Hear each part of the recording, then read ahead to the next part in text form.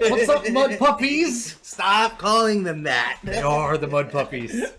Welcome back to another episode of the Cryptid Files, the podcast where we talk about cryptids, ghosts, legends, myths, sometimes religion and food, and Scientology a lot of the time as well. Yeah. We're your hosts, Anthony and Charlie. Yes. And this week we're covering Bodach Glas. Did you just read it off the fucking thing? I did. I read it off of our board.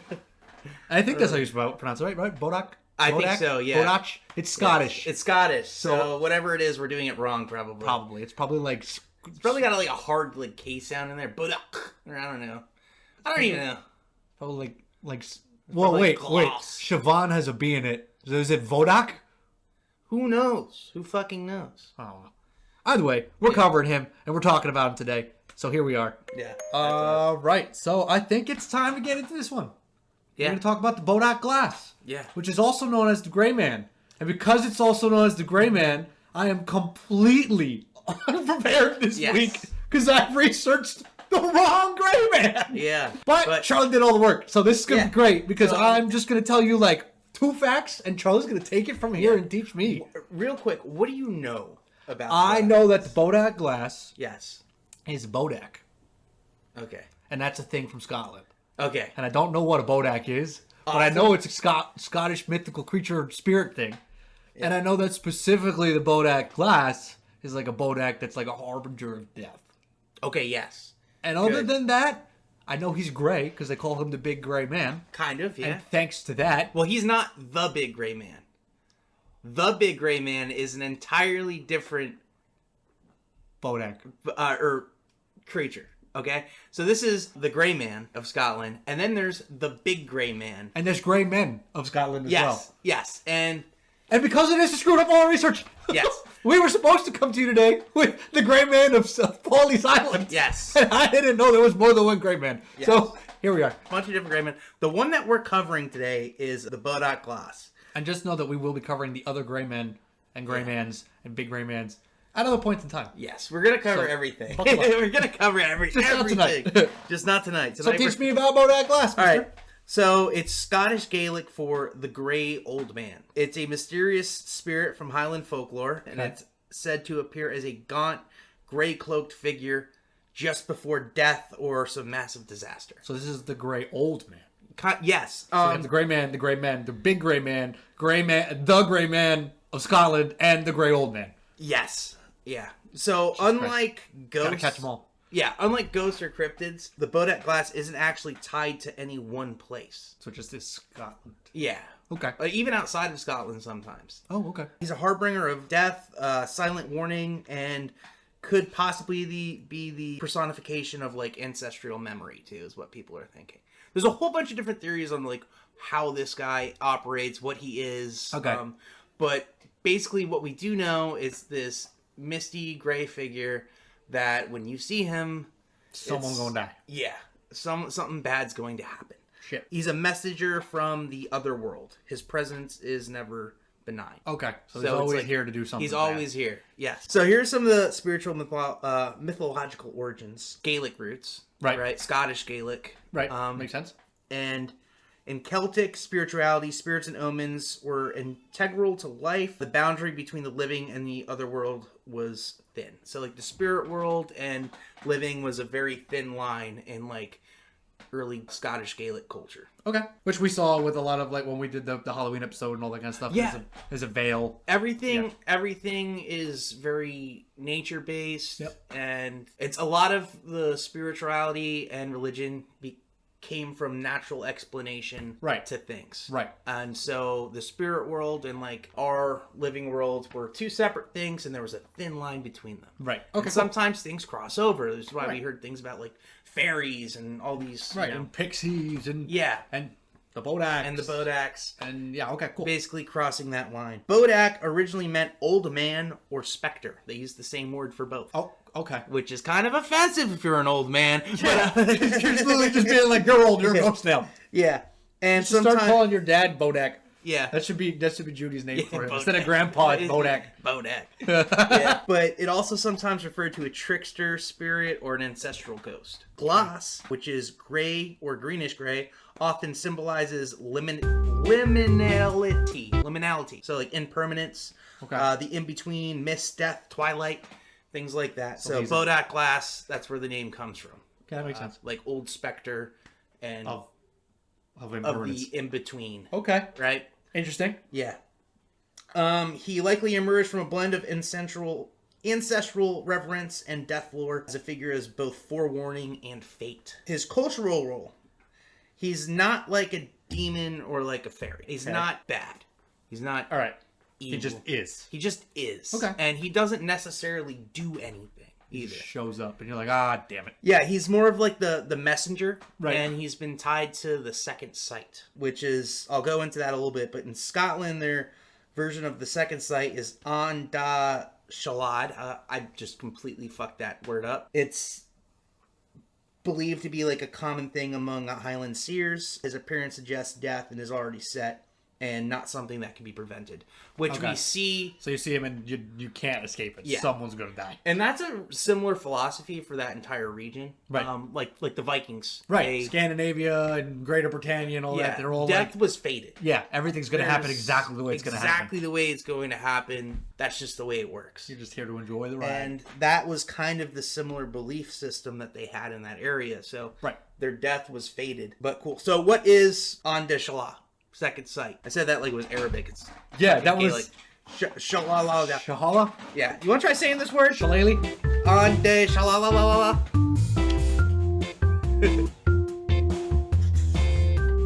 Shalat? There's a D and an H next to each other. There's a D and an H next to each other. An da Shalala means two sights. One for the visible physical world and one for the unseen spiritual or metaphysical world. Basically, spirit world and reality. So basically, these seers could see death omens, ghosts, spirits, future events, especially funerals, coffins, or mourners before the actual event happened. So they would I was going to say, I can see them pretty well when I look at them too. Yeah.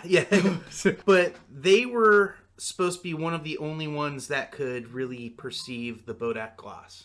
Okay. That could see it.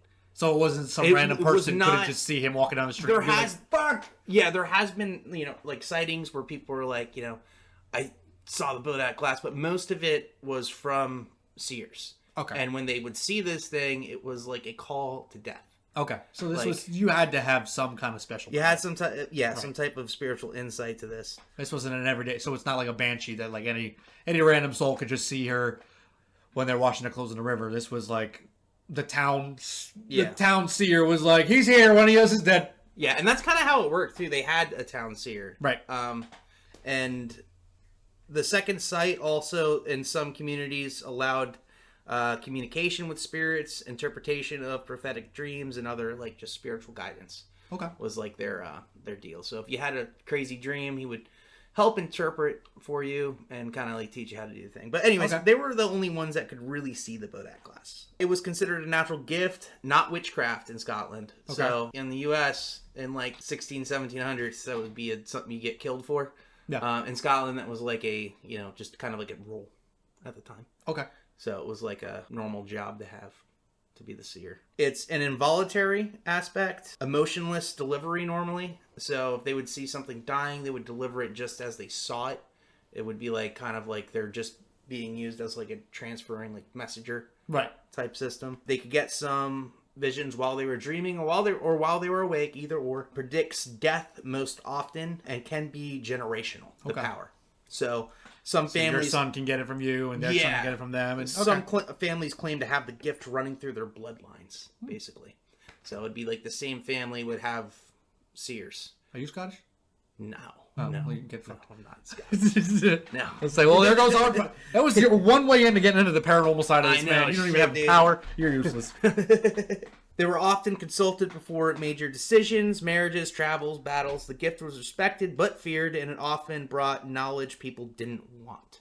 So that's why people didn't always go see the seer. Right. Only when you're desperate. Yeah. Second sight was a curse in some cases, especially if the person couldn't turn it off and was haunted by visions of death constantly. Not a super fun thing to have. No. The Bodach Glas was often only seen by those with a second sight. His appearance was part of the other sight, not visible to everyone. This adds to the spiritual legitimacy of sighting in the cultural context. He's not necessarily a ghost, but a spiritual warning revealed only through ancestral awareness. So that is basically the breakdown of what he is. Okay. I'm going to go through some sightings and how he's kind of existed through time. And kind of the legitimacy of him, too, because it gets a little creepy. The earliest mentions, all right, so this is not like the super in-depth stuff, but this is from like the 1700s and 1800s from oral tradition. Highland families passed down the gray man who walked the hills before tragedy, sometimes only seen by certain bloodlines, appears before death in battles, accidents, or illness. Settings were typically silent. The figure vanished if approached. So you would see him, you would try to approach him, and you would just basically... he would just disappear. He wouldn't make any noises. He wouldn't talk to you. But you would see the gray man in the mist. And he was normally seen in mist and shit like that. Okay. Now, did he bring the mist or he shows up in the mist? I think he shows up in the mist. Okay. Yeah. Sir Walter Scott wrote in the early 1800s of Highland superstitions involving a silent gray figure known as the Bodach Glas, whose appearance was said to precede death or disaster, especially among certain Highland clans. In his 1814 novel, Waverley, he described the spirit as a mounted ancestral specter who appeared to warn of doom, reinforcing deeply held belief in clan-specific omens and the second sight. So, he was just, that was like the first like mention kind of him on paper, but it was all oral tradition before then. Family-owned spirits in some clans, notably of the Highland. Family-owned spirits? Omen. Oh, omen. I think you said family owned. I was like, no. This is our pet spirit. No. We call him Spot. Yeah. No. In some clans, not only those of the Highland descent, Clan Macmillan and Clan Cameron, Bodach Glas was said to appear to elders or heads of the household before death, seen in dreams or mist. Okay. Lady Nerine, a Scottish poet of the 19th century, mentioned a grey shade walking the battlements before her cousin's death, believed to be the Bodach Glas. This is the creepiest sighting I found, though, right now. The Earl of Eglinton at St. Andrews. Oh, okay. Archibald William Montgomery, the 13th Earl of Eglinton, a respected... I'm so sorry. Yeah. England has... Engleton. But I'm just the English Isles have some of the stupidest things. They do. For everything. Like that, I would never in a million years be able to take that guy seriously. Archibald, man. Archibald, the 13th Earl of Engleton. Okay, man, you probably eat hard-boiled eggs in your underwear. Go away. Exactly. What the fuck? Go drive on the other side of the road, you weirdo. But he was a respected Scottish nobleman. Okay. Known for reviving medieval tournaments in popular national circles. This was in the 1860s. He's reviving medieval tournaments. Well, we did too in the fucking, the late 90s when medieval times opened up. Yeah, it's a little different, though. It's a little bit different. On October 4th, in 1861, on the golf links of St. Andrew's Fief. Like golf? Like they played golf back then? Yeah, they were playing golf. Like golfing? Yes, golf. Like hitting the ball with a club, like where I work, golf. Yeah, I think so, yeah. Fucking golf. I didn't know golf was that old. How old's golf? Fuck if I know, dude. This is a Cryptid podcast, not a sports podcast. Golf. Oh, let's... Hold up. When was golf created? Why was golf created? Why was golf created? Yeah, from the 15th century, dude. What? Yeah, what do you mean? They had golf back then? I was like, I think so. The 1400s people are golfing? Do you think it's that complex of a game that they would need technology to hit a fucking ball with a stick into a hole in the dirt? Like, it's like... No, but, like, I don't know, like, of all sports... And here we go, going way off topic like we always do. But, like, of all sports, like, I feel like golf is the most modern. Even though it's totally not. Even though it's totally not. Golf is more football. Look at rugby. Football's just an adaptation of rugby. I guarantee fucking football. And rugby's been around since fucking, like, New Zealand had people on it. Yeah. Football's like an adaptation of rugby. Rugby's been around for fucking forever. And, like, I don't know, baseball's pretty modern, too. Yeah. They're all modern. They're all pretty modern. They're all pretty modern. Golf just feels like it shouldn't not be modern. It seems like an old person sport. Yeah, but you drive a cart around. You did it all the fucking time. Yeah, well, clearly. Fuck yeah. They're gonna unearth like a 14th century golf cart in fucking Scotland one day, and they'll be like, wait a minute. Yeah. So anyways, mid-game, the Earl suddenly stopped playing, turned pale, and announced, I can no longer play. There is a Bodach Glas. I have seen it for the third time. Something fearful is going to befall me. Nothing's worse than having the death omen show up while you're trying to fucking putt for the birdie. Yeah, he died that very night, reportedly from a sudden internal bleeding, either a stroke or a hemorrhage, when simply handing a candlestick to a guest.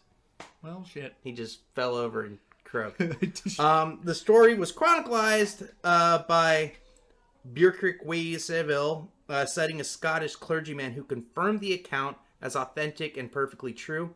It became one of the most famous modern cases of the Bodach Glas serving as a harbinger of death. Eyewitnessed by the clergyman, written shortly after his death, corroborated by other guest testimony. So everybody was like, yes, this happened. Yeah. He was playing golf, said, I saw this thing, I'm going to die. Went home and then died. Dude, if there's a reason not to play golf, that's one. Yeah, the apparition and the death occurred on the same day, and this connects an aristocratic figure deeply rooted in the Highland omen lore, popularized by folklore, even spread to English-speaking audiences. So it was kind of like how he worked, too, because it was like, prominent figures would see the Bodach Glas and then be like, oh shit, yeah, I'm gonna die. It's time. It wasn't normally like a big thing for just common people to have this connection with him, so it was like a Scottish like family thing. Okay. Yeah, it was like your head of households and that was him. Okay, cool. Now, modern theories of what actually the Bodach Glas is. There's a weird old man that runs around golf courses telling you you're gonna die. No. He's just a homeless guy. So he pops out of a sand trap. You're next. Do you know what a parapsychologist is? That's a fucking thing. It is. Is this someone that studies the psychology of a ghost? So, tell me, please tell me. You're not telling me I'm wrong, Charlie. No, well, kind of, but is someone who studies paranormal or PSI phenomena, things that fall outside the scope of mainstream psychology and science. Their work is often focuses on investigating extrasensory perception, ESP, telepathy, clairvoyance, psychokinesis, ghosts, and apparitions. Okay, this is a lot more. Oh boy, there's more. There's more. Are they scientists? Some parapsychologists are actually trained psychologists or physicists conducting formal research at places like the Rhine Research Center. Okay. So they're actual doctors that are studying like... This is a lot better than I thought it was going to be when you said the word, because I thought this was just someone that's like okay, this is what I am. No, I was just like... I'm literally picturing like a ghost therapist. Tell me where it all started. Well, it started when I died. It's kind of considered controversial or fringe by mainstream science. Yeah, no shit. But it's been around since the late 19th century, and the CIA kind of used them too. So they did. They tried to do like mind control experiments and like the men who stare at goats. Yes, exactly like that. So they had guys that specialized in this field. What do they study? They study ESP, extrasensory perception, psychokinesis, apparitions, near-death experiences, hauntings, and poltergeists. Okay. So like, it's like us. Yeah, pretty much. So we can start saying that we're parapsychologists. Yeah, let's say that. Yeah, we're psychologists now. Guys, yeah, we have a degree. Real psychologists, we don't. I went to college. Yeah, they associate them with shared death experiences or ancestral memory activation, also known as a psychoecho. You remember something that one of your ancestors knew? Yes. So they have basically studied into it. They don't. There's a whole bunch of research thing I saw on this. It was pretty fucking insane, but they said that they think he is not one person, and it's when people are dying that are more kind of connected to like the spiritual world. They see one of their ancestors, but they can only see like a misty figure of them. So maybe Bodach Glas is not a who, it's a what. Yes. That's kind of what they were getting at. Yeah, okay. So it's not really, it's more like a classification of a thing. Yeah. Like someone comes back as a glass. Yeah, they said he could either be a shared psychic projection triggered by intense emotional or ancestral trauma, a form of collective consciousness, imprint, a psychic recording that basically replays in death-related situations, or a hallucinogenic apparition triggered by second sight, or heightened perception. Folklorists, now considering him more of a spirit, analog to like a banshee, less emotional, more stoic and foreboding. So just kind of like what we were talking about the whole time. He's just here to deliver his message and get get out. By, almost like death. You know, he's just here to do his job. He's not here to scare you. He's not here to do anything else. He's just like, that guy's gonna die. See you. Yes, pretty much. Bye. I'm going back. He's there to like walk you to the other side. Yeah, okay. Basically. Now, some people are claiming he's something called a psychopomp, which sounded like a weird sex thing. Yeah, okay, yeah. But it's not. It's not. Maybe tonight you want to do the psychopomp? So basically a guide or sentinel centennial for souls passing into the next life. Right? So a psychopomp is a spiritual being, guide, or force whose role is to escort souls of the dead from the physical world to the afterlife. The word comes from Greek psyche, which is soul, plus pompous, which is guide or conductor. Pompous means guide? Pompous. Oh, pompous. Because I'm thinking like the word, like when you call someone pompous. Like, yeah, no. I had never once called someone that thinking, like, meaning that... I don't think I've ever called somebody like pompous guiding. before. I did once. You're pompous! I called someone pompous. Oh, yeah? Yeah, I did. Was it a joke? No, he was pompous. Oh, he was pompous. Oh, yeah. Yeah. Totally deserved. Totally deserved. You know who you are. Yeah, you pompous motherfucker. Yeah, you don't watch our podcast, so you'll never know. But you'll know. Yeah. So psychopomps don't judge the dead or control their fate. They simply help them transition. They're the spiritual escorts, ferrying souls across the boundaries between life and death. Psychopompo. Yeah, psychopomp.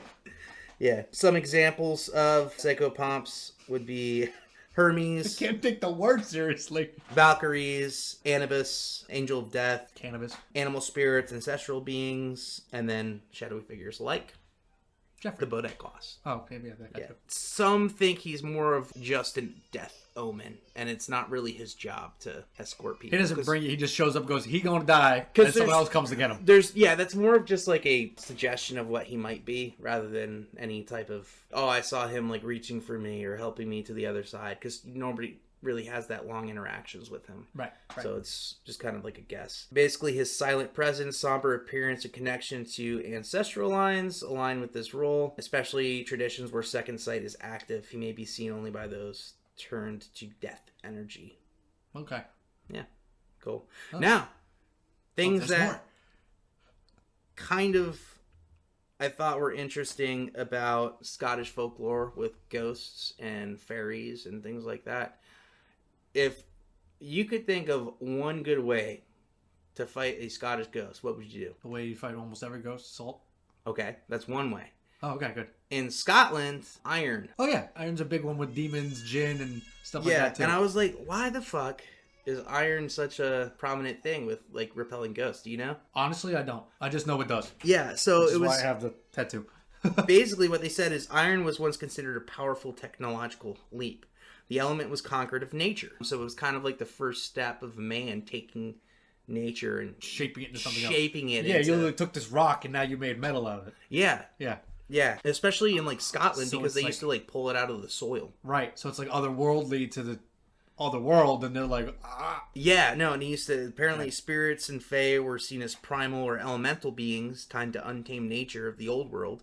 So iron being man-made, forged, and fiery symbolized a order of chaos and a repellent to natural spirits. Makes sense. Yeah. It's like the whole thing. It's like we don't have a defense for this because we don't understand it, so it just hurts. Yeah, pretty much they're just opposite worlds, and Yeah.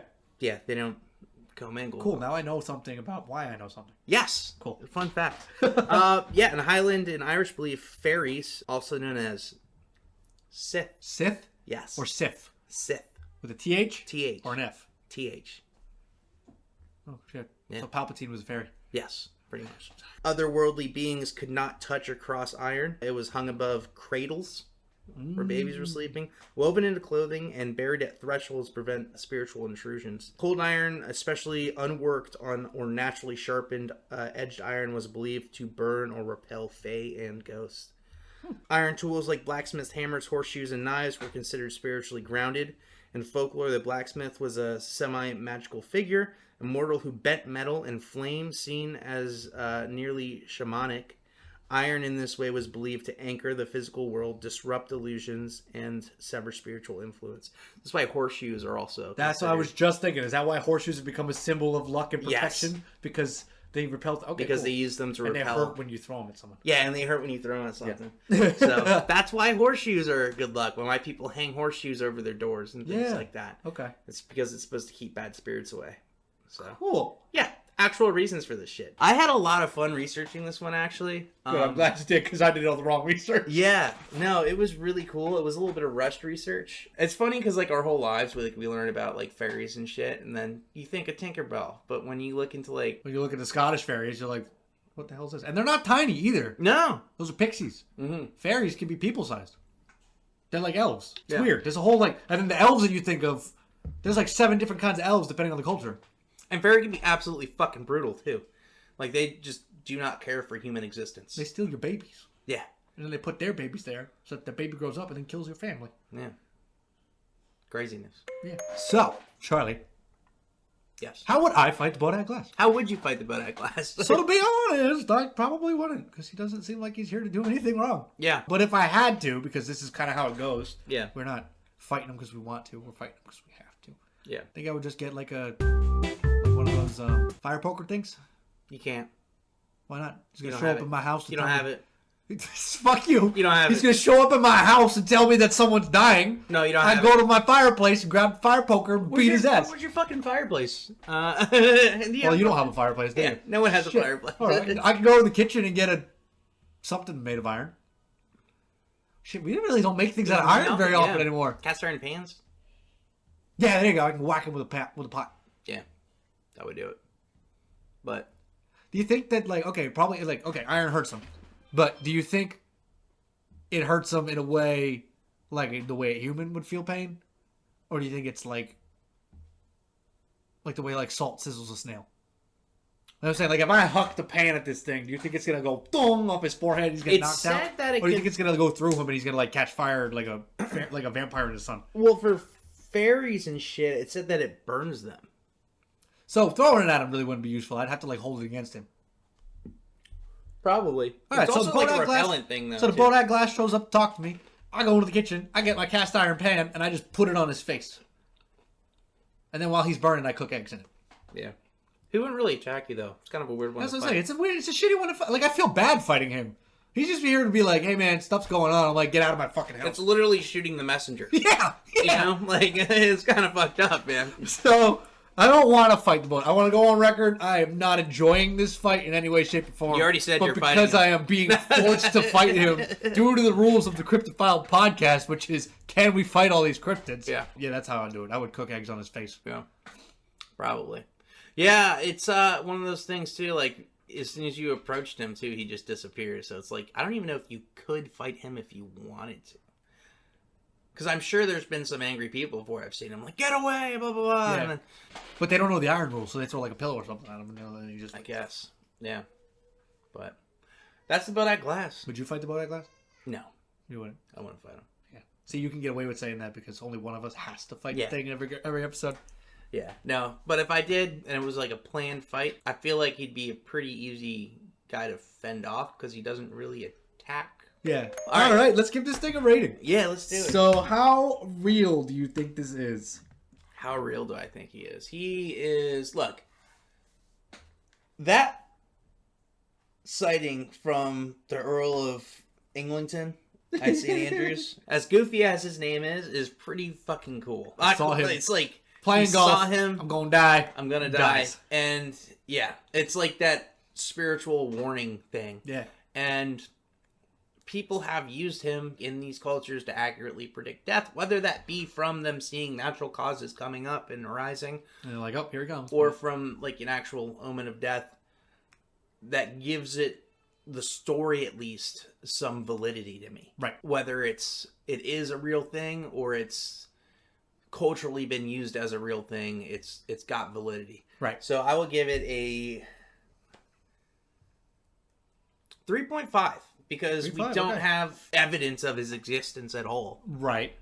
All we have are cultural folklore, but the fact that it survived for such a long period of time and has been accurately used, Right. gives it some like spiritual validity to me. So 3.5. Okay. I agree with you there that it does have some spiritual validity. Validity. I don't